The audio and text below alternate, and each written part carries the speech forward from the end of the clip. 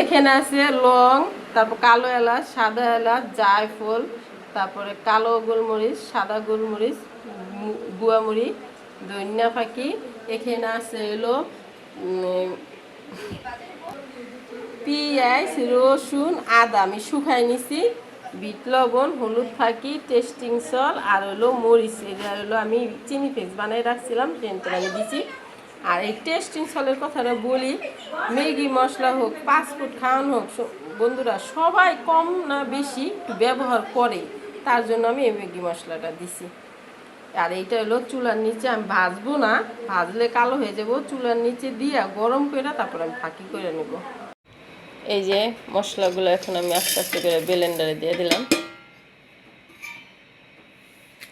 আর এখানে এই যে এখানে একটা কথা কি, পেঁয়াজ মিডিয়াম সাইজের আমি 5টা নিছি, আর বড় সাইজের একটা ইন্ডিয়ান রসুন বড় সাইজের একটা নিছি, আর আদা ধরেন এই সাইজের এক টুকরো আদা নিছি।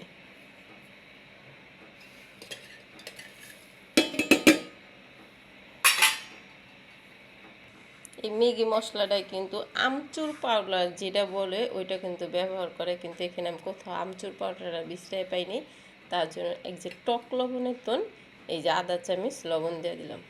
এটা একটু টকটা ব্যবহার করে, তার জন্য আমি আমচুর পাউডারটা পাইনি দেখে এই লবণটা দিলাম। আর এই যে এই চামচের 1 চামচ কর্নফ্লাওয়ার দিলাম। এই কর্নফ্লাওয়ারটা এই ম্যাগি মশলাটাই ব্যবহার করতে হবে। এই যে দেখুন আমি মশলাগুলো একদম সব ব্লেন্ডার করে নিছি, কত সুন্দর ফাঁকি হয়ে গেছে দেখুন।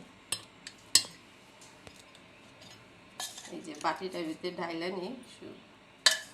এই যে এরই একটা ম্যাগি মশলা 5 টাকা করে কিনে আনি, কতটুক থাকে দেখুন বন্ধুরা। আর এখানে আমার 50 টাকা খরচ হয়েছে এবারেছে।